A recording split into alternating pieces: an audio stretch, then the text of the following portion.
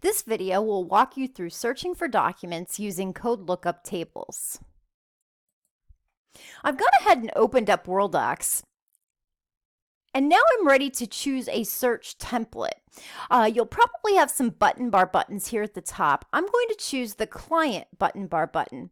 Notice that opens up the search card. This is an example of a search card, and it has the cabinet listed here as client.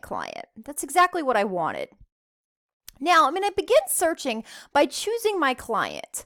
I can choose the client by either typing the client name and choosing from this drop-down, or I can select the button on the left-hand side and choose my client from this list. Either way works fine. Next, I'm going to click the search button in the bottom left-hand corner. This is going to perform a search for all documents for Candace Clark. You'll notice, if you look in the bottom right-hand side of our WorldDocs dialog, there are 55 different documents in my search request or my search list. That may be too many for you, so you may want to narrow or refine your search criteria.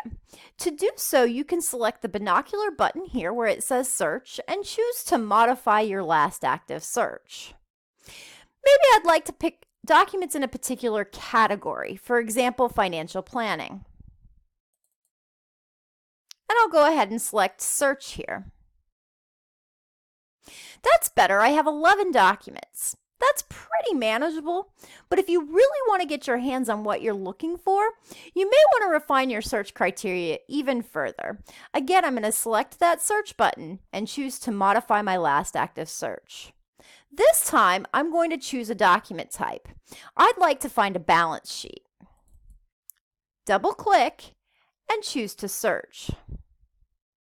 That's better. This is the document I wanted, the one balance sheet for Candace Clark.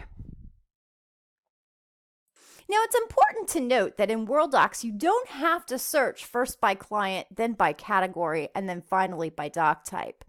You can search simply by doc type and pull all documents for all clients that meet your particular criteria. Again, I'm going to initiate my search by opening my search card for the client cabinet.